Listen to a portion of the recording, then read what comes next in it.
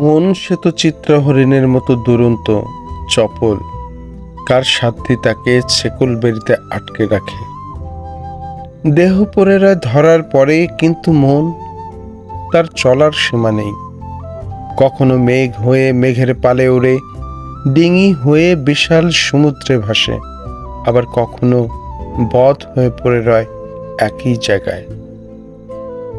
রহস্যের চাদর মোড়ানো জীবনের হাওয়াই স্টেশনে কখনো সিগন্যাল মেলে তো মেলে না, ভাড়া কিংবা টিকিটের প্রয়োজন হয় না। চেকার কিংবা টিটি এ চলায় বাধা দিতে আসে না। মন নিজেই চালক হয়ে চলতে থাকে আপন গতিতে। ট্রেনের মতো মাঝে মাঝে কিছুক্ষণ থামে কোনো কোনো স্টেশনে। নানা ফেরিওয়ালার কাছ থেকে হরেক রকম কেনাকাটা লেনাদেনা হয় চলতি পথে। পরিচয় হয় নানা মানুষ, নানা পরিবেশ ও পরিস্থিতির সাথে।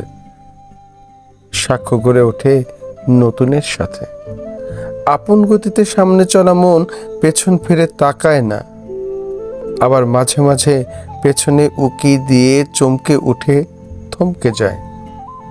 আশ্চর্য, ভুলের গড়াগড়ি পুরোটা অতীত জুড়ে, তাই আবার নতুন উদ্যমে সামনে ছোটে মন।